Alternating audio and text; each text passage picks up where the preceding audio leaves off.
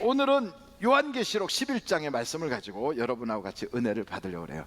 요한계시록은 쉽다. 다시 한번 저하고 같이 합니다. 계시록은 쉽다. 어려워요, 쉬워요?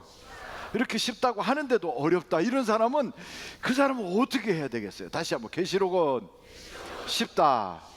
쉬운 거예요. 그러니까 하나님이 성경책을 어렵게 썼다면 하나님께서 그러겠죠. 야, 예수 믿으려면 최소한 대학 나와야 돼, 그렇게 얘기했겠죠. 그리고 아니면 예수 믿으려면 신학교 4년 과정은 마쳐야 돼, 그렇게 말씀하셨을 거예요. 그래서 전도를 할 때도 신학교 4학년 과정을 마친 사람한테만 전도를 해야 되고요, 그리고 대학 나온 사람들만 골라서 전도를 해야 되는데 성경은 그렇게 말하고 있잖아요. 누구나 오라는 거예요, 누구나. 그리고 성경에서는 이 하나님의 말씀을 성령께서 조명해 주시면 다 알게 돼 있다는 거예요. 다 알게. 아무리 대학 아니라 대학원을 나오고 박사를 몇 개를 받아도요, 하나님의 성령이 조명해 주지 않으면 성경 말씀을 몰라요. 들어도 이해가 안 돼요. 그런데 학교 문 앞에도 안 갔어도 하나님의 말씀을 들으면 성령께서 조명해 주시면 그게 꿀송이같이 달아지는 거예요. 성경을 거꾸로 놓고 읽을 만큼 글씨를 하나도 못 배웠어도 하나님께서 성령으로 조명만 해주면 이게 다 쉬운 말씀이 되는 거예요. 그러니까 학문을 가지고 이게 배워지는 게 아니고, 이게 세상의 경험으로 얻어지는 게 아니고요, 이것은 성령께서 깨닫게 하시면 다 알게 되는 거예요. 할렐루야. 왜냐하면 이 성경의 저자가 누구시라? 성령께서 감동으로 쓰게 하셨거든요. 그러니까 저자가 쓴 그대로 저자께서 우리에게 감동해 주시면 다 알게 돼 있어요. 근데 여러분 속에 지금 누가 계세요? 성령님이. 안 계신 분이 계시는 것 같아서 제가 지금 이렇게, 왜냐하면 누가 계세요? 그랬더니 가만히 계시는 거예요. 여러분 속에 누가 계세요? 다시 한번, 여러분 속에 누가 계세요? 아직 성령님이 안 계신 분들이 계시는 것 같아요. 성령님이 계신 분들만 잠깐 밖으로 잠깐 모셔 이렇게 나오겠어요? 자, 손 집어넣고 성령님을 잠깐 밖으로 모셨다 다시 넣겠어요. 자, 이 시간에 성령님 나와주세요. 잠깐 모시고 나오겠어요. 시작. 성령님 나와주세요. 뭘 나올 게 있어야지 나오지. 여러분, 손에는 잡히는 게 없어도, 눈에 보이는 게 없어도 내가 예수를 구주로 영접하고 내가 하나님을 아버지라고 말하고, 그리고 성령님의 인도함을 받아 살겠다고 결심한 사람은 그 속에 누가 계시는 거예요? 성령님이 계시는 거예요. 그래서 원로 목사님께서 작사하신 하나님을 아버지라 부르는 자는 얼마나 좋은 일이 있을까요? 좋은 일이 있으리라, 왕창 있으리라. 그럼요, 예수님을 구주라 부르는 자는, 저쪽 동네는 잘 모르시는 것 같아요. 주님이 있으리라, 많이 있으리. 성령님의 인도를 구하는 자는 좋은 일이 있으리라, 많이 있으리라. 할렐루야. 그러니까 여러분, 이렇게 되는 사람은 그 속에 성령님이 계신 거예요. 그 성령님이 계신 사람은 하나님의 말씀을 들을 때 이 말씀이 깨달아져요. 그리고 그 말씀이 꿀송이같이 달아요. 그리고 이 성경을 읽으면 이게 수면제가 아니라 이 말씀이 이해가 되는 거예요. 이해가. 여러분 그렇습니까? 아멘. 그래서 성경은 쉽다 어렵다? 쉽다. 어떻게 된 사람? 내 속에 성령님이 와 계신 사람. 그러니까 하나님의 성령이 내 속에 와 계시면 성경이 쉬워요. 그러니까 이 성경을 요한이 반모섬에서 썼어요. 7교회 보냈어요. 거기 계신 분들 성령을 받았어요. 이 성경을 딱 읽을 때 이것이 2000년 뒤에나 알아야 되는 말씀, 이렇게 알았을까요? 아니에요. 이 말씀을 딱 받아보는 순간 쉬운 거예요. 그래서 딱 읽고 힘이 나는 거예요. 그 당시에 엄청난 핍박이 막 쏟아지고 수많은 사람들이 잡혀가서 순교당하고. 그래서 제가 제 비서한테 초대교회 때 그 핍박했던 황제들 시대에 그 핍박한 황제들의 이름을 한번 적어봐라 그랬어요. 티베리우스라고 하는 사람은 살아있는 황제에게도 예배를 드리라고 그랬어요. 그러니까 지가 살아있으면서 자기한테 예배하래요. 그리고 황제한테 예배하지 않는 자들은 죽이래요. 그리고 그렇게 황제한테 예배하지 않는 자들은 매장지도 주지 말아요. 장례식을 할 수가 없는 거예요. 그랬어요. 여러분들 잘 아는 네로 있죠. 네로는 16살 어린 나이에 황제가 됐어요. 야, 이 어린 게 황제가 되니까 어떤 짓을 했느냐면, 자기 부인 옥타비아라고 하는 부인이 기독교인이라고 하는 이유로 살해를 했어요, 자기 부인을.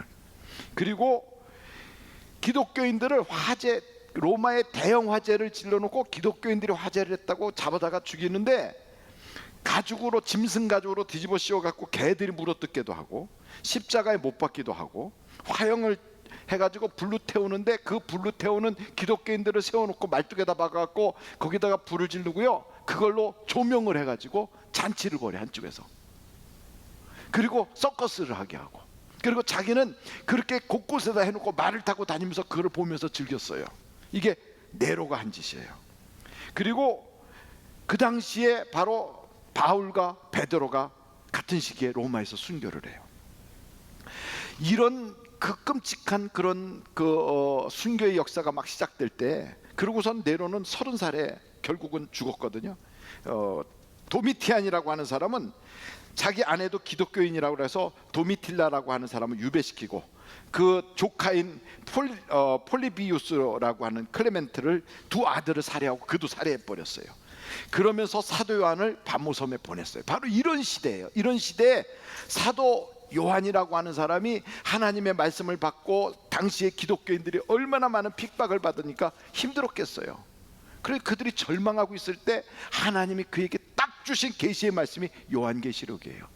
근데 그 요한계시록을 받았을 때 2000년 뒤에나 이거를 해석하도록 만약에 만들었다면, 그 사람들이 받아보고 이게 무슨 쪽지 같은 이상한 소리 하고 집어던졌지 않았겠어요? 근데 이걸 딱 받아봤을 때 그 당시에 그 핍박 속에 아주 막 피비린내 나는 절망 속에 이걸 딱 받아보니까 희망이 생긴 거야. 하나님이 우리와 함께 하시는구나. 내가 죽어도 다시 사는구나. 하나님은 내 기도에 응답하시는구나. 교회가 망할 것 같지만 반드시 교회는 일어나리라. 이걸 막 말씀 속에서 막 강하게 역사해 주시는 거예요. 이거를 계시록 속에 그냥 다 적어 놓은 거예요. 그러니까 계시록을 읽는 사람들마다 힘이 나고 믿음이 생기고 기도할 마음이 생기고, 담대히 나가서 전도하면서 순교를 하더라도 괜찮아. 지금 죽어도 우리 다시 천국에서 만나는 거야.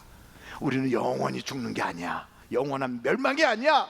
이 세상은 하나님의 심판 앞에 있는데 이 멸망당할 사람들을 위해서 전도하자, 이러면서 나가서 담대하게 예수의 복음을 전했다는 거예요.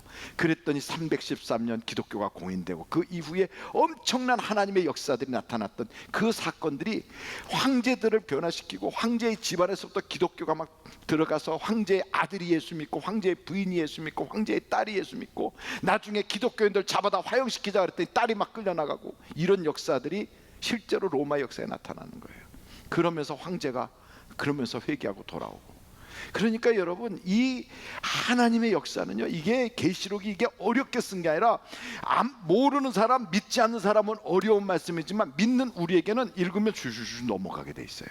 그런데 여기에 나오는 요 언어들이 그 당시의 사람들은 이해가 되는데 오늘은 이해가 잘 안 되기 때문에 그 단어만 풀어주면 쉽게 이해가 돼요. 그래서 제가 그 단어만 몇 가지 풀어주려고 그래요. 괜찮겠죠? 한번 요한계시록 11장을 딱 펴세요. 11장 펴셨으면 1절 보겠어요. 또 내게 지팡이 같은 갈대를 주시며. 그러니까 갈대 지팡이에요. 여러분, 저 토파즈라고 하는 그 이스탄불에 있는 그 왕궁이 있어요. 거기에 이제 옛날 그 이스탄불의 왕들이 주로 그 바티칸인가 뭐 거기 그 지역에 있는 그 많은 보화들을 다 긁어 모으고 막 이러면서 당시에 여러 그 유물들을 모았는데, 거기에 갔더니 침례 요한의 손도 거기 있더라고요. 침례 요한의 손. 거기에 모세의 지팡이가 있어요. 거기 모세의 지팡이 이렇게 써 있어요. 나중에 혹시나 여러분들이 거기에 가게 되면 그걸 보세요. 저는 모세의 지팡이라고 그래서 막 그렇게 막 산시령 나오는 지팡이 같은 거 그런 건 줄 알고 가서 딱 봤더니 갈대 지팡이에요. 그걸 진짜 그게 모세가 들었는지 모르겠어요. 그러니까 거기 써 있어요. 선지자 모세가 가지고 있었던 지팡이다, 갈대 지팡이. 근데 그게 오늘 성경에 나와 있어요. 이게 그것 가지고 뭐 했느냐? 이거 가지고 측량하래요. 그 측량하는 거예요. 이걸 측량하는 거예요. 2절 보세요. 2절 성전 바깥마당. 그러니까 성전은 구역이 지성소, 성소, 그리고 안뜰, 바깥뜰 이런 식으로 구역이 이렇게 나눠져 있어요. 지성소에는 법궤가 있어요. 그리고 성소에는 향단이 있고 한쪽에는 진설병을 올려놓는 그 뭐예요, 이렇게 떡상 있고, 또 한쪽에는 7개의 촛대가 이렇게 있는 그 등이 있어요. 그리고 이제 거기가 성소고, 밖에 딱 나가면 거기 물두멍이 있고 제단이 있어요. 그 안에 바로 이 안뜰까지 들어가야 거기서 제사를 지내는 거예요. 바깥들로 나가면 그 제사를 드리는 게 아니고 거기는 이제 이방인들에게 줬다 이 말이에요. 자, 두 번째 3절 보세요. 3절 두 증인에게 권세를. 증인, 여러분 증인이란 말에다 줄을 쪽쪽쪽 그세요. 지금 단어만 보는 거예요. 전체 내용을 보는 게 아니라 단어만 보는 거예요. 이 요한계시록을 보면 두 증인이란 말이 이렇게 등장해요. 그러면 두 증인, 두 감람나무, 두 촛대 뭐 이런 게 등장해요. 그러면 증인은 뭐 하는 일에 쓰임 받는 사람이 증인일까요? 증인은 뭐 하는 사람이에요? 증인은 목격한 거를 말해주는 사람이 증인이에요. 그러니까 목격자예요. 그래서 내가 그걸 봤어요. 여기서 교통사고 났는데 저 친구 가서 쾅 받았어요. 이렇게 얘기해 주는 사람이 그게 증인이에요. 그 사람이. 아니면 어떤 무슨 사건이 났을 때 맞아, 이 불 지를 때 이 사람이 와서 불을 질렀어요. 그걸 얘기해 주는 거예요. 그런데 왜 두 사람을 하느냐? 이유가 있어요. 법적 효력을 보려면 혼자서 증인은 법적 효력이 없고 증인이 2명이 되어야 법적 효력이 있어요. 그래서 꼭 성경에는 증인을 2사람을 세우라 그랬어요. 그래서 두 증인이에요. 그런데 이상한 것은 이 두 증인이 뭘 하냐면 여기 성경을 보니까 두 증인, 두 감람나무, 두 촛대 이렇게 나오면서 3절 말씀 한번 읽어보실까요? 3절 시작. 내가 나의 두 증인에게 권세를 주리니 그들이 굵은 베옷을 입고 1260일을 예언하리라. 예언을 한대요. 예언을. 여러분, 증인은 예언을 하는 사람이에요? 아니면 목격담을 말하는 사람이에요? 증인은 예언을 하면 안 돼요. 목격담을 얘기해야 돼요. 그런데 이 증인이 예언을 한대요. 그렇다면 이 증인들은 일반적인 증인이 아니고 특별한 증인이라는 걸 알려주는 거예요. 그러니까 이 증인들은 다른 증인이 아니라 예수님에 대한 증인이다. 그래서 예수님에 대하여 어떻게 하셨고 앞으로 어떻게 되실 것이다 라고 얘기하니까 그게 예언이 되는 거예요. 그러니까 두 증인은 쉽게 말하면 전도자다 이렇게 말할 수 있어요. 그래서 두 감람나무 하면 특별하게 우리가 생각하는데 그들도 기름 부음 받은 자. 그래서 스가랴서에 기름 부음 받은 자, 성전을 짓는 여호수아 대제사장과 스룹바벨 총독, 이 두 사람을 두 감람나무로 이야기하면서 두 증인이래요. 성전을 짓는 자래요. 쉽게 말하면 신약 성경에 성전은 눈에 보이는 예배당을 말해요? 아니면 우리 마음속에 예수님이 와 계시는 걸 말해요? 우리 마음속에 성령이 와 계시는 걸 성전이라고 그래요. 예수 믿게 전도해서 그 사람이 예수 믿으면 성전을 진 거예요. 그러니까 구약의 스룹바벨과 여호수아처럼 신약 시대 때는 두 증인이 전도자가 돼서 예수 믿으라고 전도해서 이 사람이 예수를 영접하면 그 사람 속에 성전이 지어지는 거예요. 성전이. 이런 증인, 다른 말로 말하면 전도자 이런 뜻이에요. 이것을 어떤 사람은 내가 이긴 자다, 감람나무다, 동방의 감람나무다, 요딴 짓 하면서 이상하게 설명하면 우리는 이렇게 얘기하면 돼요. 2단 그러면 돼요. 2단. 뭐라고요? 3단이 아니고 2단이에요. 근데 그 2단이란 말을 할 때 그때 자기가 회개하고 돌이키면 그러면 1단도 됐다가 그 다음에 단이 없어질 수도 있어요. 근데 그때 고집 부리고 계속 가면 4단까지도 갈 수 있어요. 4탄 이렇게 되는 거예요. 4탄. 자 보세요. 그 다음에 2절 마지막 부분에도 보면 42달 동안 그런 말이 있어요, 없어요? 그 다음에 3절 후반절에도 1260일 그런 말 있죠? 그 다음에 성경을 쭉 이렇게 넘겨서 이렇게 뒤를 여러분 보시다 보면 그 다음에 이런 말씀이 있어요. 사흘 반, 그죠? 9절 보세요. 9절에 며칠 동안? 사흘 반 동안. 그 다음에 11절 보세요. 며칠 동안? 3일 반. 그러니까 성경을 쭉 보면 7자는 무슨 수? 완전수. 7의 반 뚝 자르면 3.5 혹은 3일 반, 3년 반, 혹은 여기 아까 48달 혹은 1260일, 이게 전부 다 3년 반이에요. 7을 반 나눈 거예요. 7을 반 뚝 잘랐다는 말은 온전하다는 거예요, 불완전하다는 거예요? 불완전하다는 거예요. 불완전하다는 말은, 온전하다는 것은 앞으로 그 기간이 계속 간다는 말이지만 불완전하다는 말은 끝이 있다라는 뜻이에요. 짧다라는 뜻이에요. 그러면 목사님 이걸 목사님 임의대로 그렇게 해석합니까? 아니고 그 당시의 사람들은 이거 읽을 때 이런 분들의 역사가 그냥 짧게 끝나겠구나, 우리의 시련도 환난도 짧게 끝나겠구나, 바로 이런 뜻이에요. 그러니까 여러분, 엘리야가 예언할 때 몇 년 동안 비가 오지 않았어요? 왜 3년 반일까? 그 말은 끝이 있다 이런 뜻이에요. 끝이. 아무리 하나님이 연단을 하고 시련을 하고 고난이 찾아와도 끝이 있다. 계속 그 시련이 가는 게 아니고 끝이 있다 이런 뜻이에요. 그러니까 내 인생에 흉년이 오고 가뭄이 와도 끝은 있어요. 아멘.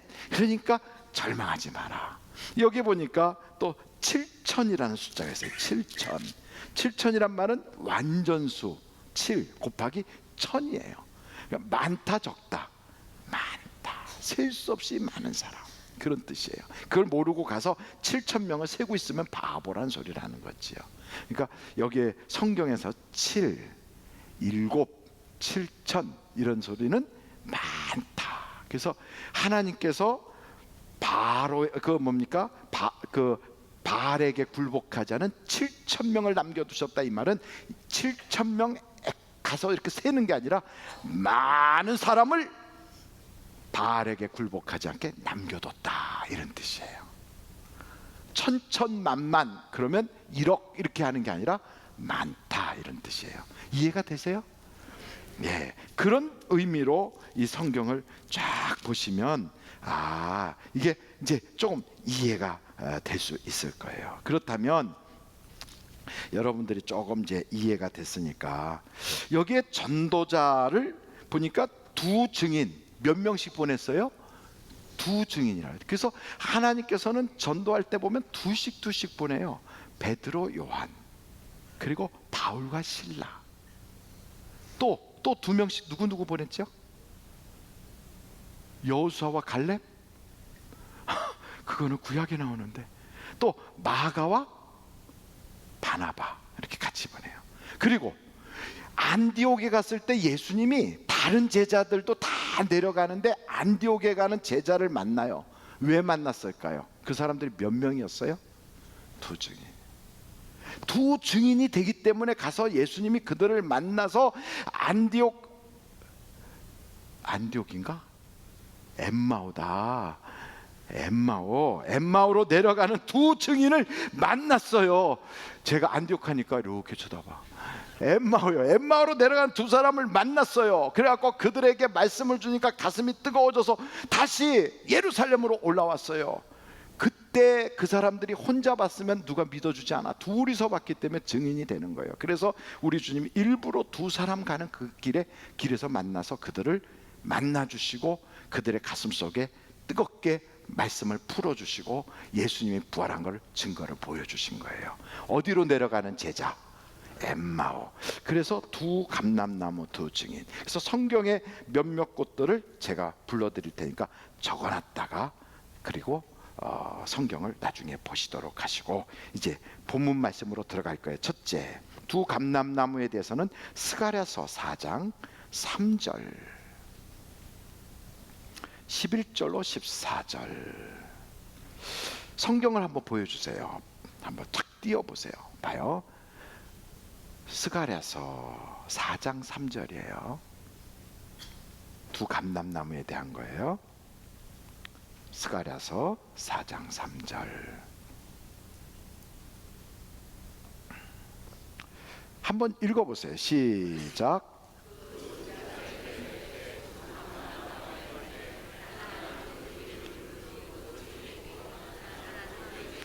자, 11절로 가보세요. 11절 한번 읽어보세요. 시작. 내가 그에게 물어 이르되 등잔대 좌우에 두 감람나무는 무슨 뜻이니까 하고 물었어요. 그랬더니 12절 다시 그에게 물어 이르되 기름을 흘리는 두 금관 옆에 있는 이 감람나무 두 가지는 무슨 뜻이니까 하니 13절 다 같이 읽어보세요. 시작.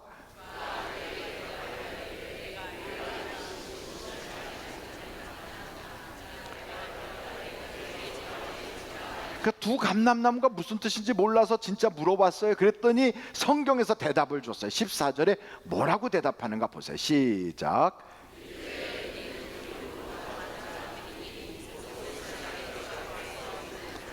기름 부음 받은 자래요. 그리고 주 앞에 서 있는 자래요. 여러분, 기름 부음 받았다 이 말을 다른 말로 말하면 성령 받았다 그래요.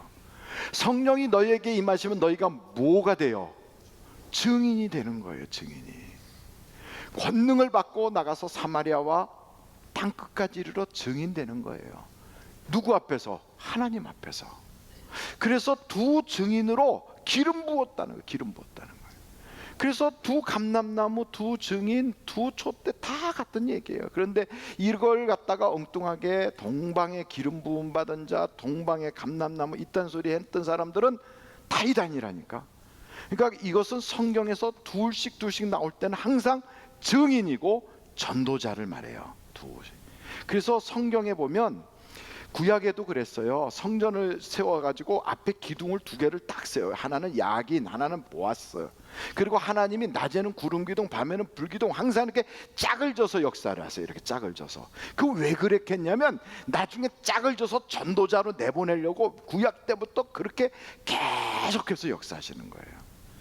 지금도 마찬가지예요. 교회 안에서 혼자서 빙빙거리고 돌아다니지 마시고요. 내 영적인 동반자를 항상 같이 구할 수 있기를 간절히 바라요. 기도의 동지가 있어야 돼요. 같이. 그래서 전도도 같이 하고 기도도 같이 하고. 그래서 신앙생활은 홀로 돌아다니는 게 아니에요. 같이 해야 돼요. 짝을 져서 같이 해야 돼요. 그래서 성경에 보면 베드로, 요한, 그리고 바울과 실라, 그리고 바나바는 마가, 요한 이렇게 데리고 다니잖아요. 꼭 짝을 져서 하나님이 역사하신다니까. 그래서 여러분들 이제부터 신앙생활 할 때 교회 와서는 혼자 다니지 않기를 간절히 바랍니다. 그렇다면 이 말씀 전체를 한번 이해되도록 설명을 할게요. 이제 모르는 단어가 없잖아요. 다 아시는 단어예요. 그렇다면 그 첫 번째 지팡이 같은 그 갈대 지팡이 같은 거 가지고 재는데 성전 바깥들은 이방인에게 줬다. 그래, 이방인에게. 그러니까 어디에 거해야 돼? 성전 밖에 있어야 돼요? 안에 있어야 돼요? 안에 있어야 된다는 거예요. 그럼 성전 안에 있어야 된다는 것이 이 첫 번째 말씀이에요. 너희는 어찌하든지 성전 안에 거하라. 이게 성전 안에. 근데 성전 안은 어떻게 돼 있느냐? 제가 처음에 말씀드린 대로 거기에는 제사 드리는 번제단이 있어요. 그리고 제사장들이 손을 씻는 물두멍이 있어요. 그러니까 거기는 성전 안뜰은 제사를 드리는 거예요. 제사는 요즘 말로 바꾸면 그게 뭐예요? 예배. 그러니까 신앙생활을 하는데 교회를 이방인들처럼 저 바깥들에 있는 사람들처럼 구경꾼처럼 와서 이렇게 있지 않고 내가 진정한 예배자가 돼서 나의 죄 때문에 양이 피를 흘리고 나의 죄 때문에 그 양이 죽음을 당하는 것을 직접 내가 제사장 앞에서 고백하는 것처럼 예수의 피로 내 죄가 씻김받고 내가 죄인입니다라고 고백하여 속죄함의 체험을 하고 그렇게 신앙생활 하는 사람이 바로 안뜰에 들어온 사람이에요. 안뜰에 들어온 사람. 그러니까 교회 다니는데 건성으로 그냥 다니는데 야 나만큼만 살라고 그래. 그리고 목사님이 죄인 그러면 자꾸만 죄 그러지 마세요. 듣는 사람 속상해요. 그리고 사실 뭐 죄 없는 사람이 어디 있겠어요. 그러나 나만큼만 살라고 그러세요. 그리고 뭐 그렇게 회개할 만한 죄는 없어요. 이렇게 말하는 사람은 아직 예수를 만나지 않은 사람이에요. 예수를 만난 사람들은 다 하나같이 나는 죄인입니다 이렇게 고백해요. 그냥 교회에서 가르쳐서 그렇게 죄인입니다라고 하는 게 아니라 진짜 자신이 죄인이라는 걸 알아요. 진짜 내가 죄인이고 내가 예수의 피로 씻김 받지 않으면 죽을 수밖에 없는 사람이라는 걸 알아요. 이게 바로 성전 안뜰에 들어온 사람이에요. 그러니까 그 성전 안뜰에 들어온 사람이 아닌 경우에는 대부분 교회 가서 예배를 드려도요, 목사가 좋은 얘기 많이 하는구만. 뭐 오늘 설교는 그냥 그랬어. 그리고 예배를 드려도 오 하늘비전교회는 찬양이 참 음악이 좋아. 음악이 그래요. 그리고 뭐 하라고 그러면 부담되게 자꾸 그런 거 하지 말라고 그러지. 그 예배는 좀 될 수 있으면 짧게 하자고 그래. 짧게. 그런 식으로 얘기하면서 예배에 내 죄가 예수의 피로 씻김받고 성령의 체험을 하고 속죄의 은혜의 감격 이런 건 전혀 없이 종교적 행사에만 참석하는 거예요. 이것은 성전 바깥들에 있는 거예요. 성전 바깥들에 있는 자는 발표요. 그러니까 교회를 다니더라도 내 죄 때문에 예수가 십자가에 달리시고 예수의 보혈피로 내 죄가 사함받았다는 이 놀라운 사실이 다 믿어질 수 있기를 간절히 바라요. 이게 오늘도 해결이 안 된 사람들이 있어요. 교회를 다니는데 목사래도 전도사래도 권사래도 직분자래도 이게 해결이 안 된 사람들. 그래서 죄하면 좀 잘못은 있지만 그렇게 회개할 거리만큼은 아니다. 내 죄는 내가 알아서 고쳐. 이렇게 생각하는 사람은 아직 교인이 아니에요. 그 사람은 아직 크리스찬이 아니에요. 그렇게 돼 있다면 주님 내 죄가 뭔지 알게 해주세요. 그렇게 해야 돼요. 그런데 그 사람들이 대부분 어렸을 때 도둑질한 거 어머니한테 사기치고 공과책 2번 같은 돈 받아가지고 노트 한 번 살 걸 2번 받아먹은 거 뭐 이런 거 회개하고 있는 사람은 아직도 죄인이에요. 아직도 죄인. 진짜 죄가 뭔지를 몰라서 그러는데 진짜 죄는 요한복음 12장에 있어요. 요한복음 12장. 피다가 안 펴지면 아무데나 펴놔요. 괜찮아요.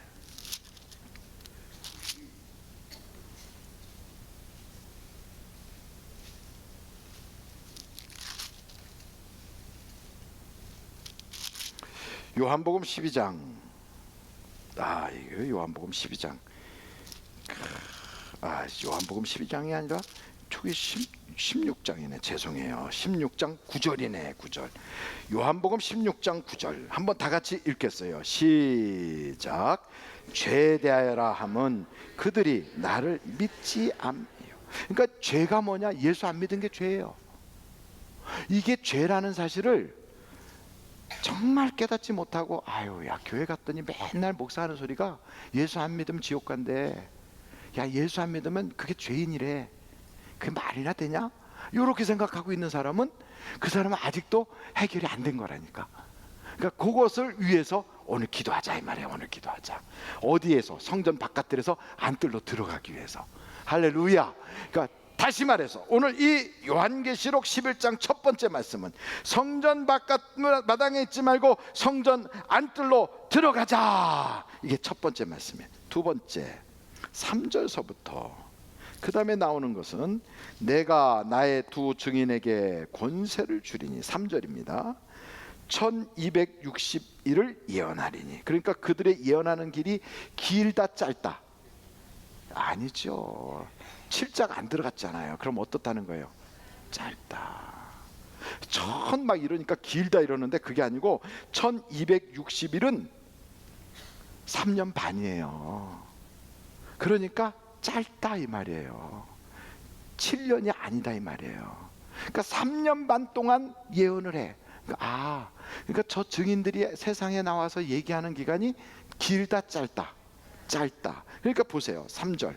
내가 나의 두 증인에게 권세를 주리니 그들이 굵은 베옷을 입었다는 것은 회개를 이야기하는 걸까요? 아니면 축복을 얘기하는 걸까요? 회개를 얘기하는. 지금 회개에 대해서 그들이 이야기하는데 그 기간이 짧다 길다? 짧다. 그러니까 그 회개할 수 있는 기회가 오래 남았다 아니면 금방 지나간다? 금방 지나간다 이 말이에요. 그런데 그 두 감람나무 혹은 두 촛대라고 하는 그들의 입에 5절부터 보세요. 어떤 일들이 벌어지는가? 세 가지의 권세가 있어요. 그 권세는 그들의 입에서 불이 나와서 그들의 원수를 삼켜버려. 그리고 두 번째 6절. 그들이 권능을 가지고 하늘을 닫아 그 예언을 하는 날 동안 비가 오지 못하게 하고. 그러니까 누구의 권세와 같아요? 엘리야. 그리고 그 다음에 계속 보여요. 또 권능을 가지고 그 다음에 뭐가 변하여? 물을 피로 변하게 하고. 누구의 권세? 모세의 권세. 그러니까 이 증인이 세 가지의 권세가 있어요. 입에는 뭐가 나와요? 불이 나와요. 그 다음에 누구의 권세? 엘리야의 능력. 그 다음에 모세의 능력. 이 증인이 전도하는 사람들이 와서 하나님의 말씀으로 회개하라 하고 외칠 때 하나님께서 그들을 도와서 이런 세 가지의 역사가 나타나게 한다 이 말이에요. 세 가지 역사가 지금도 하나님의 성령의 역사로 이와 같이 모세 때의 역사, 엘리야 때의 역사가 나타나는 줄로 믿습니다. 나타나요. 그래서 이렇게 나타나는데 그 기간이 길다 짧다? 짧다. 그러니까 회개할 수 있는 기회가 오래 가지 않아요. 금방이에요. 이렇게 회개하라고 막 외치는데 7절 보십시오. 7절. 그들이 그 증언을 마칠 때 어디서부터? 무저갱으로부터 올라오는 짐승이 그들과 더불어 전쟁을. 그들이 누구예요? 두 증인 전도자와 더불어 전쟁을 일으켜 그들을 이기고 그들을 죽여요. 그러니까 전도하던 사람들, 복음을 말하던 사람들, 다른 말로 말하면 교회의 지도자들이 무저갱에서 올라온 마귀한테 져서 죽어. 짧은 기간 동안 성령의 역사를 통하여 엘리야처럼 모세처럼 역사를 하다가 이 사람들이 지옥에서 올라온 짐승과 싸워서 져요. 그래서 죽어요. 근데 어디에서 지는가 하면 8절 한번 읽어보겠어요. 8절 다 같이 읽어보겠어요. 시작.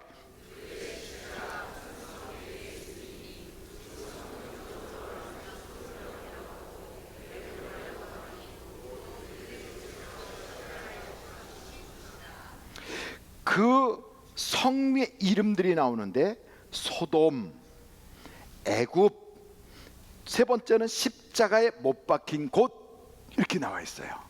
그러니까 십자가에 못 박힌 곳은 예루살렘이다 말이죠.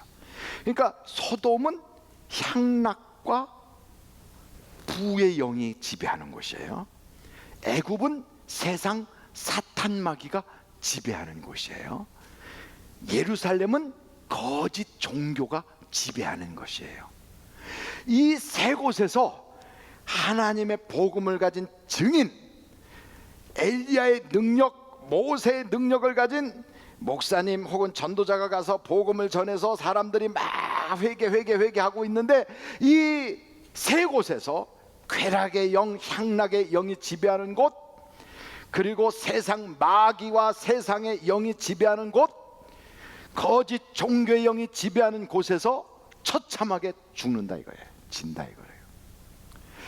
그러니 여러분, 오늘날도 똑같이 예수의 복음을 가지고 있는 사람들이 세상에 나가서 향락과 마귀와 거짓 종교 앞에서 마구 쓰러지고 무너지는 걸 우리들이 봐요.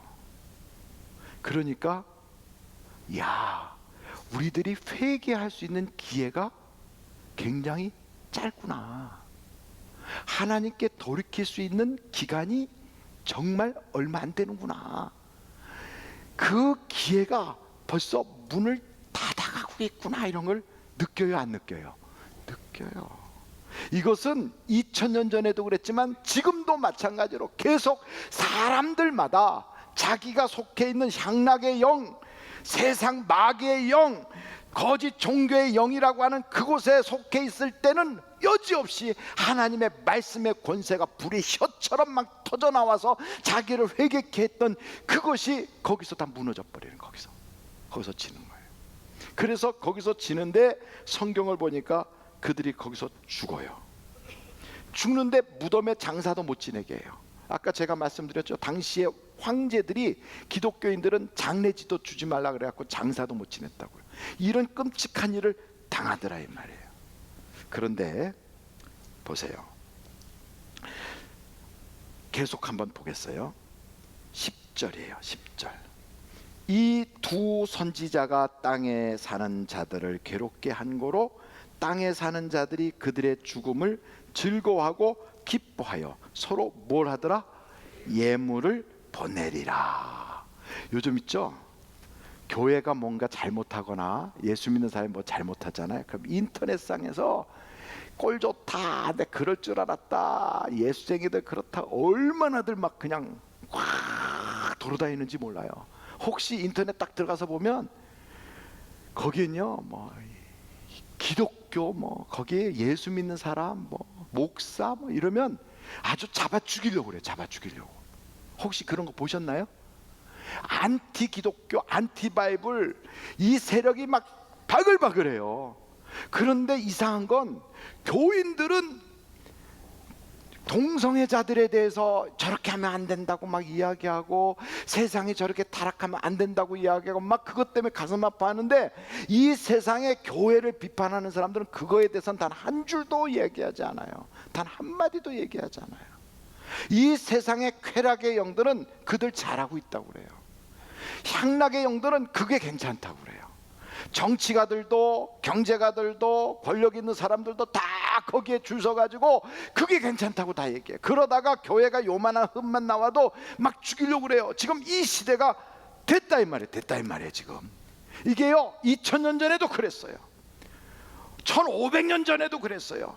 1000년 전에도 그래요. 500년 전에도, 2차 세계대전 때도, 지금도 그래요. 지금도 그 악한 영은 떠나지도 않고 우리 주변에서 빙빙 돌면서 우리가 회개할 틈을 얻지 못하게 하려고 얼마든지 우리를 넘어뜨리려고 공격해요.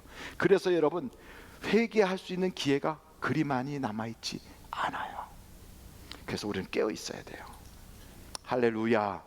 깨어 있어야 돼요. 깨어 있어야 돼요. 그래서 우리가 정말 은혜 받을 때가 오랫동안 남아있는 게 아니구나. 내가 하나님의 일을 할 수 있는 게 항상 있는 게 아니구나. 내가 이렇게 예배할 수 있는 게 이게 늘 있는 게 아니구나. 전에 우리 교회에서 열심히 봉사하시고 신앙생활 열심히 하셨던 권사님 한 분이 계셨어요. 일산에 사시는 분이. 그분이 이제 몸이 너무너무 쇠하셔서 병원에 입원해갖고 그 요양원 같은 데 계셨어요. 제가 갔어요. 목사 그래요. 연세가 많으셔가지고 내가 너무 슬픈 것은 이 나이에 내가 교회를 못 가는 게 너무 슬퍼. 교회를. 결국은 그곳에서 세상을 떠나셨는데 언제 우리가 그게 맡길지 모르는 거예요. 언제. 요즘은요 성경을 보려고 해도 눈이 침침해가지고 저기 있는 것도 이렇게 보이고 이렇게 보도 이렇게 보고 또 읽어놔도 금방 잊어버려요. 제가 어떤 때 뉴스를 보면요 YTN 봤다가 연합뉴스 봤다가 막 왔다 갔다 해요. 그래서 내가 미쳤지, 왜 뉴스를 보고 또 보나 그랬더니 보니까 잊어버려요. 잊어버려. 자꾸 기억이 잠깐 있다가 잊어버리는 거예요. 그리고 제가 한 말을 또 하고 한 말을 또 해. 왜냐니까 잊어버려. 그래서 목사가 자꾸 한 소리 또 하고 한 소리 또 하거든. 속으로 그랬어요. 늙었구나. 잊어버려. 그리고 누가 좋은 얘기를 하잖아요. 그 감격이 오래 안 가요. 금방 잊어버려. 금방 잊어버려. 그러니까 이게 하나님에 대한 그 감사의 마음, 은혜 받은 그 감격, 성령의 그 체험의 그 막 속에서 또 올라오는 이게요, 하루도 못 가. 하루. 전에는 그 감격이 내 일생을 좌우했는데 지금은 은혜를 딱 받잖아요. 눈물 질질 흘리다가 그 다음에 끝나고 나가면서 뭐 딴 얘기하면 다 잊어버리고요, 문 앞에만 나가면 다 잊어버렸어요. 그러다가 국수 한 그릇 먹으면 무슨 말을 했는지도 잊어버려요. 다 잊어버려요. 이제는 은혜 받을 때가 얼마 안 남은 거예요. 정말 조금 남았어요. 여러분, 그래서 여기 보니까 은혜 받을 날이 너무 얼마 안 남았구나, 이걸 우리가 알 수 있어요. 그런데 11절 보세요. 11절. 제가 옆으로 샜는데 11절 다 같이 한번 읽겠어요. 시작.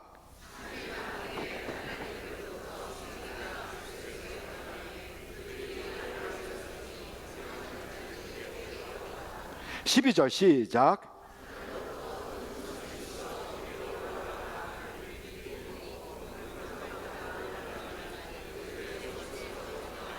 할렐루야. 여기 보니까 두 증인이 세상에서 싸우다가 져서 죽었어요. 매장지도 얻지 못해서 길거리에 너부러져 있어요. 이렇게 완전히 패배의 모든 모습으로 사람들이 야 좋다, 쟤 죽은 거 봐라, 쟤 망했다, 막 서로 기념품 보내고 서로들 그렇게 좋아하는데, 여기 보니까 며칠 만에 3일 반 후에, 오래요 짧아요? 잠깐 후에 하나님이 생기의 바람을 죽었던 자가 일어나는 거예요. 그러면서 두 발로 서서 하나님이 올라오라 그랬더니 공중으로 올라가는 거예요. 하늘로 승천하는 거예요. 이거를 읽었던 초대교회 성도들이 사자밥이 되고 불태움을 당하고 십자가 처형을 당하고 순교를 할 때 이걸 읽었던 사람들이 어떤 마음이었을까요? 소망이 넘칠까요? 아니면 절망할까요? 소망이 넘쳐요. 이것은 오늘날도 똑같아요. 내가 예수 믿다가 핍박을 받았어요. 아무도 알아주는 사람 없어요. 내가 길바닥에 널브러지듯이 짓밟혔어요. 내가 세상에서 예수 믿는 사람으로 사업하다가 믿음을 가지고 사업하는데 잘못돼서 망해버렸어요. 널브러졌어요. 내가 직장생활을 하는데 거기서 처참하게 짓밟혔어요. 널브러졌어요. 사람들이 아무개 그저 교회 다닌다고 맨날 그러더니 거 봐라, 야 전부 다 그러는 거예요. 아무도 나에게 동정해주지 않고 아무도 내 편이 되어주지 않는 외롭게 길바닥에 널브러져서 쓰러져 있는 비참한 시체로, 실패자의 모습으로 널브러져 있는데 아무도 도와주지 않아. 그런데 하나님께서 그에게 생기의 바람을 주시는 거예요. 그에게. 그리고 그가 일어나는데 원수들도 그걸 보는 거예요. 원수도. 그리고 하나님이 그를 일으켜 세워서 그를 승천하게 하는 거예요. 누구처럼? 예수님처럼. 이건 엄청난 승리다 이 말이에요. 엄청난 승리. 그러니까 여러분, 세상에서 너희가 고난을 당하고 세상에서 패배하고 세상에서 짓밟혀도 절망하지 마라. 담대하라. 내가 세상을 이겼노라. 잠깐 후에는 일어나게 하리라. 잠시 잠깐 후에는 승리하게 하리라. 이 말씀이에요. 이 말씀. 그러니까 여러분, 우리가 예수 믿는 사람으로 세상에서 살면서 힘들어요. 너무너무 어려워요. 믿음 가지고 직장 생활하기 어려워요. 사업하기 힘들어요. 별소리 다 할 수 있어요. 교회에서 예수 믿는 게 참 어렵습니다. 어려워요. 그런데 바로 그때 우리가 알아야 돼요.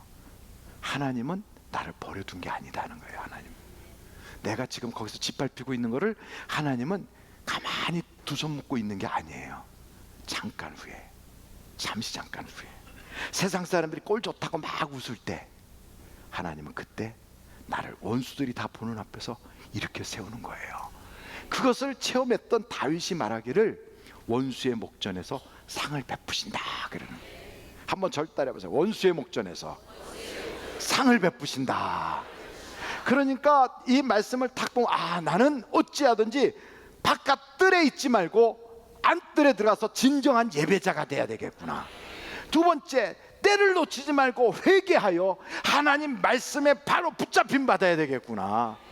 이게 기회가 항상 있는 게 아니구나. 그래서 은혜 받을 때가 바로 지금이구나. 여러분, 은혜 받는 날이 날마다 있는 게 아니에요. 날마다 있는 게. 은혜 받는 때를 놓치면 안 돼요. 지금도 벌써 대한민국이 기도원에 가봐요. 사람들이 텅텅 비었어요. 그리고 어디에서 모여가지고 은혜의 자리에 뭐 한다? 거의 없어요. 옛날에는 선교사님들 모이는 세미나 같은 데 가잖아요. 그러면 선교사 후원하려고, 또 선교사 되려고, 선교사님들 만나려고 막 바글바글 했어요. 지금은요, 발이 날려요. 발이 날려요. 교회를 가도요, 지금은 기도하는 사람들이 거의 없어요. 하늘비전교회 빼놓고는. 할렐루야. 은혜를 받아야 되는 바로 그때가 점점점 축소되고 있다 이 말이에요. 그리고 곳곳에, 여기도 소돔, 저기도 예루살렘, 저기도 애굽, 곳곳이 지금 세상의 영, 쾌락의 영, 거짓 종교의 영들이 난무하면서 막 잡아요, 사람들을. 그래서 제대로 은혜 받을 수가 없어요. 신천지가 몇만 명을 동원해 갖고 CBS 방송을 막 포위해 갖고 막 소리를 꼬레꼬레 찌르는 게 그 인터넷에 막 나와 있어요. 인터넷에.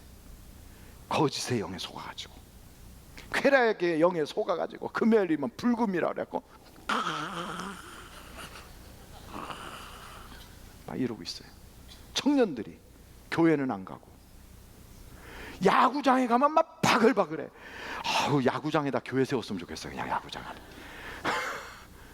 그리고 야구 선수가 와갖고 그냥 땅 치면 일어나서 막 좋다고 박수 쳐요. 막 애하고 둘이 앉아갖고 막 뽀뽀해가면서 막 박수 치고 난리가 났어요. 근데 교회 와서 박수 치면 미쳤다고 그래. 아니, 야구 선수가 딱 쳐서 안타 치면 잘했다고 박수 치면서 나의 인생을 위해서 생명을 주시고, 내가 기도할 때마다 응답 주시고, 나를 악한 마귀로부터 지켜주시고, 내가 사망의 권세에 빠지지 않도록 나와 함께 인도해 주시는 그분에게 박수 치는데 뭐가 유치해? 뭐가? 이게 눈이 가려져 가지고 이 박수 치면 유치하대. 그러고서 아이고 교회 갔더니 이상해, 박수도 치고 뭐 찬송가 부르는데 뭐 이런 것도 하고. 왜 그럼 거기 가서는 유치하지 않아? 거기 가면 나를 위해서 뭐 해준다고. 그 사람들이 안타 치면 막 일어나서 박수치고 막 브라보하고. 내 영혼을 위해서 지금도 생명을 던지고 밤잠 자지 않고 졸지도 주무시지도 않고 역사해 주시는 하나님을 위해서 길박수를 쳐야 되는데 말이에요. 근데 그건 하지 않으면서 이상한 짓을 막 하고. 그게 유치한 거예요. 그게. 근데 진짜로 잘하는 거는요, 내 영혼을 위하여 지금도 나 대신 싸워주는 그분 앞에서 하나님 감사합니다. 그래서 성경에 보니까 속옷치고 박수치고 소리를 외치면서 하나님께 찬양하라 그랬어요. 이게 진짜 거예요, 진짜. 근데 이런 걸 모르고 그냥 모르고 가만히 있고, 뭐 장례식 집인가 교회가? 은혜 받을 때가 지금이에요. 지금 놓치면 안 돼요. 놓치면 나중에 목사님 좀 한가할 때 좀 불러요. 성경에 보니까 한가할 때 부른 사람 아무도 없어. 다 일하고 있을 때 불렀어요. 세관에서 일하고 있을 때 부르고, 고기 잡고 있을 때 부르고, 그물 깃고 있을 때 부르고, 전부 다 일하고 있을 때 불렀지. 한가하게 놀고 있는 사람은 안 불러. 하나님도. 그러니까 하나님도 노는 사람은 안 불러요. 일하는 사람 불러서 쓰지. 그러니까 바쁜 사람을 불러서 쓴다니까. 그러니까 여러분, 내가 바쁘다 그러던 하나님이 날 부를 때가 됐구나 지금. 그래서 바빠서 못해요 이런 사람은 눈이 멀어서 그래요. 안약을 빨리 발라야 돼. 이렇게. 그래서 영안이 열려야 돼. 얼마나 내가 귀한 일에 쓰임받고 있는지 모르니까. 그래서 그런 거예요. 그래서 교회 일 시키면 바쁘다 그러고 뭐 핑계가 많고 뭐 어디로 빼려고 그러고, 이런 사람은요 하여간 미련하기 그지없어. 그래. 미련한 사람 하나님이 없다 그런대잖아요. 그러니까 미련한 사람 무슨 일을 하냐면 하나님이 없다 그 정도가 아니라, 하나님 일한다고 밥 먹여주냐, 하나님 일한다고 뭐 돈이 나오냐, 하나님 일한다고 뭐가 나오냐, 이게 전부 다 미련해서 그런 소리 하는 거예요. 미련하지 않고 지혜로운 사람은 하나님을 위해서 일하면 하나님이 내게 세상에 어떤 것보다 더 좋은 것으로 채워주신다. 하나님을 위해서 내가 애를 쓰면 하나님은 나보다 더 큰 손으로 내 역사를 바꿔주신다 이거예요. 그럼 어떤 사람은 그래, 에이 그래 내가 그런 줄 알고 해봤지. 그랬더니 뭐 그렇다고 돈이 생겨? 야 안 그랬더라. 그래서 그때 사업 내가 그렇게 했는데 사업 어렵대. 바보들이 그런 거예요. 왜 바보냐면 하나님은 더 좋은 것으로 갚아주실 텐데 그거를 눈에 보이는 세상 것 썩을 것으로 자꾸 달라고 손 벌리고 있어서 그래. 이상하잖아요. 애들은요 한쪽에 집 문서 갖다 주고 한쪽에 사탕 갖다 주면 집 문서 집어던지고 사탕 입에다 넣어. 그게 애기들이라서 그래. 유치해서. 하나님은 우리에게 영과 육이 다 복을 받을 수 있는 엄청난 것을 갖다 줬는데 이건 밀어놓고요 빨리 돈으로 바꿔달래. 그리고 아파트 평수 좀 넓은 걸로 그걸 달라는 거고. 여러분 그런 거 받을 것 같으면 아브라함은 자기 본토 친척에서 떠나지도 않았어요. 하란이 얼마나 좋았는데, 하란이 살기가 얼마나 좋았고 하란이 아브라함이 얼마나 부자인데 안 떠나요 거기서. 그런데 그런 걸로 받을 생각을 하지 않고 하나님이 영원한 복으로 주실 걸 기대했기 때문에 따라서 떠난 거예요. 근데 오늘 우리가 눈이 멀었으니까 그걸 못 보는 거지. 그래서 하나님 내 눈을 이렇게 밝혀 보셔서 영안을 가지고 이렇게 열리도록 하나님 역사해 주세요. 그러면 하나님이 내게 직분을 주시고 내게 일거리 주시고 교회 가서 예배 드리는 일, 교회 가서 뭐 하는 일만 보면 눈이 그냥 이렇게 돼가지고 내가 저거 해야 되겠다 막 이런 생각하지. 왜? 그게 복 받는 길이니까. 아브라함 당시에 아브라함이라고 하는 사람은 바보라는 소리 들었겠지. 더 좋은 거 놓고 안 좋은 거 길거리로 놔앉고 저 광야에 가서 고생하고 왜 저 짓 하나. 그러나 그 사람의 그 잘된 선택 때문에 지금도 아브라함은 복의 근원으로 영원토록 엄청난 역사가 있는 거야. 엄청난 역사가. 야곱이란 사람 봐요. 자기 집에 400명의 군대가 있는데도 아버지한테 단 한 푼도 못 얻어. 그리고서 길거리는 나앉고 지팡이 하나 질질 끌고 나와서 바다나랑까지 가고 거기서 외삼촌한테 사기도 10번이나 당하면서 그 고생 지질했어요. 그렇게 고생을 했는데도 왜 그 일을 알아서 자기가 쫓아가느냐? 하나님이 복 주는 게 그 길이니까 따라간 거. 그 길이니까. 눈에 보이는 물질 아니에요. 세상에서 보이는 집 몇 평 아니에요. 양 몇 마리 아니라고. 하나님께서 주신 하늘에 닿는 사닥다리, 하나님의 음성, 영적인 감동 감화, 이게 그를 감동하는 거예요.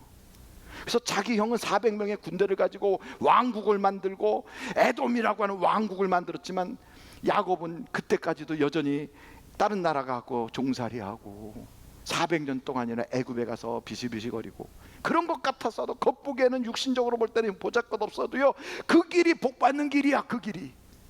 그래서 하나님이 복 주실 걸 기대하고 갔더니 그 사람의 후손들이 전부 다 이스라엘에서 전 세계에 에돔이라는 사람은 눈 씻고 봐도 없지만 지금은 이스라엘 그러면 어디든지 있어요. 어디든지. 우리나라에도 들어와 있어요. 우리나라에도. 이게 복이다 이 말이에요. 복이다. 그러니까 우리는 미래를 바라보고 투자하는 거예요. 지금 천국에 가면 멸관이 준비가 돼 있어.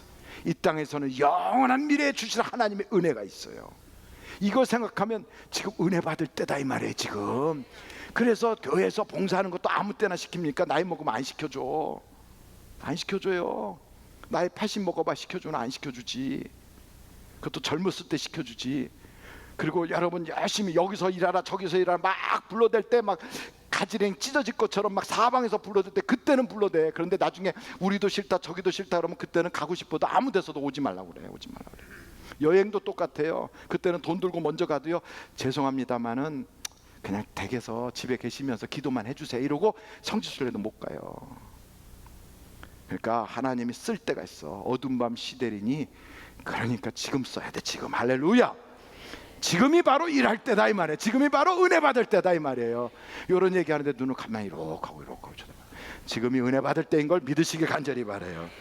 근데 마지막으로 11장 여기에 보니까 이렇게 은혜를 받고 막 애쓰는데 세상에 막 소돔에서 애굽에서 그냥 예루살렘 같은 이런 데서 악한 마귀가 막 무적행에서 올라와 공격해서 막 잡아 죽이고 쓰러지고 옆에서 막 공격해서 박수갈채 보내고 내가 죽는 꼴 보면서 낄낄 웃고 이럴 때 얼마나 힘들겠어요. 얼마나 좌절이 되겠어. 그러니까 다른 방법이 없어요. 뭐를 해야 돼요? 기도해야 돼. 기도. 그래서 여기 성경 세 번째 뭐래? 기도로 승리하자. 한번 절따라 기도로 승리하자. 그래서 16절 보세요. 하나님 앞에서 자기 보좌에 앉아있던 24 장로가 엎드려 얼굴을 땅에 대고 하나님께 경배하여 이르되. 그러면서 거기에서 17절 18절 기도의 내용들이 쭉 등장해요. 세 가지로 기도하는데 첫째, 죽은 자를 심판해달라. 두 번째, 주의 이름을 경외하는 자들에게 상을 주십시오. 세 번째, 땅을 망하게 하는 자들을 멸망시켜 주십시오. 이렇게 세 가지로 기도를 해요. 기도 세 가지가 있어요. 첫째, 뭐 한다고요? 죽은 자를 심판하라. 두 번째, 주의 이름 경외하는 자를 상좌라. 세 번째, 땅을 망하게 하는 자들에게 멸망시켜 달라. 이렇게 세 가지로 기도해요. 그랬더니 하나님이 뭘 보여주었느냐? 19절 다 같이 한번 읽겠어요. 시작.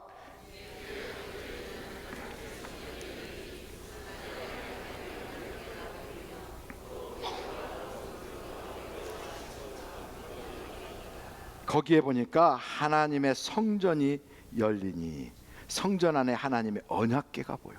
언약궤가 보이는 것은 법궤가 보이는 지성소까지 보이는 거예요. 그러니까 지성소가 쫙 보이는 거예요. 지성소가. 그러면서 거기에서 하나님께서 무엇을 또 보였냐면 번개, 음성, 우레, 지진, 큰 우박, 다섯 가지가 보여요. 이 다섯 가지가 뭐 이게 다 응답이란 뜻이 응답. 여러분, 요 똑같은 내용이 어디에 또 있냐면 한번 계시록 그 앞을 쭉 보세요. 8장인가에 있어요. 8장.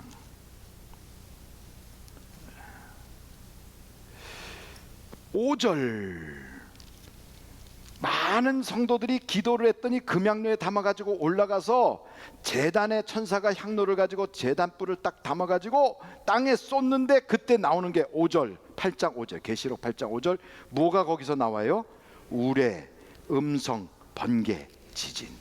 이게 응답이에요. 응답이라는 거예요. 그럼 이 응답이 도대체 이게 무슨 얘기냐? 그러면 그 응답에 대한 이야기들을 한번 해볼게요. 번개, 음성, 우레. 여러분, 이것은 사무엘이 하나님께 부르짖어 기도했더니 블레셋이 왔을 때 우레와 번개를 쳐서 블레셋을 다 쳐 죽여요. 그리고 여기까지 하나님이 도와주셨다. 에베넷을 쌓은 게 이게 바로 번개와 우레예요. 빌립보 감옥에 갇혔던 사도 바울과 실라가 하나님께 찬양하고 그 억울할 때 막 몸부림치면서 찬양하고 기도했더니 큰 지진이 나서 옥문이 열렸어요. 이게 응답이에요.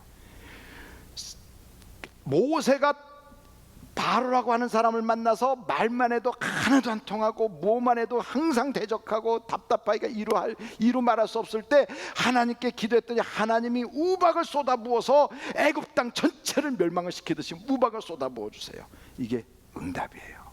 그래서 제가 설명하면 위태로울 때 응답 주시는 것, 억울할 때 응답 주시는 것, 답답할 때 응답 주시는 것, 주님의 말씀에 늘 힘들 때 응답 주시는 것, 이런 내용이 바로 여기에 번개, 음성, 우레, 지진, 큰 우박 이런 말이에요. 이해가 전혀 안 되시는 표정으로 있는데 다시 한번 설명해요. 힘들 때 요한복음 12장 18절로 30절 나중에 봐요. 예수님이 힘들 때 하늘에서 음성이 들렸어요. 우레가. 그리고 사무엘상 7장 9절로 12절 위태위태할 때 부르짖었더니 하나님이 우레로 응답을 주셨어요. 빌립보 감옥에 매맞고 억울해서 답답하고 눈물 날 때 바울과 실라가 몸부림치며 기도하고 찬양했더니 지진으로 응답 주시고 간수가 회개했어요. 모세가 어떻게 주의 일을 하려고 몸부림쳐도 답답하게 앞이 꽉 막힌 바로 때문에 가슴이 답답하고 마음이 답답할 때 하나님이 큰 우박으로 역사해 주셨어요. 지금도 하나님은 응답 주신다. 그래서 오늘 이 말씀을 세 가지로 정리해요. 첫째, 성전들 밖에 있지 말고 안으로 들어오자. 예배로 승리하자. 두 번째, 항상 기회가 있는 게 아니다. 은혜 받을 때를 놓치지 말자. 마지막 세 번째, 기도하면 하나님이 응답 주신다. 오늘도 기도하다 응답 받기를 간절히 바랍니다. 앞에 의자를 한번 딱 붙잡아요. 의자를 딱 붙잡아요. 초대교회 성도들은 엄청난 고난 속에서도요, 이 말씀 듣고 힘을 받았어요. 그리고 이 말씀 붙잡고 그대로 부르짖어 기도했어요. 그랬더니 하나님이 그대로 역사해 주셨어요. 로마 정권이 바뀌었어요. 황제가 달라졌어요. 도저히 안 될 것 같은 역사가 일어나는 거예요. 여러분 집안에 안 될 것 같은 역사가 일어나기 시작할 거예요. 술꾼이 회개하고 돌아와요. 안 믿는 사람이 이제 예수 믿겠다고 바뀌기 시작할 거예요. 그리고 여러분 안 되던 사업이 되기 시작할 거예요. 변화 안 될 것 같았던 사람이 변하기 시작할 거예요. 사람 죽이던 원수 같은 로마의 황제가 자기가 신이라고 말했던 사람이 이제 하나님께 꽉 굴복하고 하나님만이 참 하나님이라고 이렇게 바뀌는 때가 온다니까. 의자를 딱 붙잡고 예수여를 3번 부르고 한 10분만 통성으로 기도하겠어요. 예수여, 예수여, 예수여. 아버지 하나님,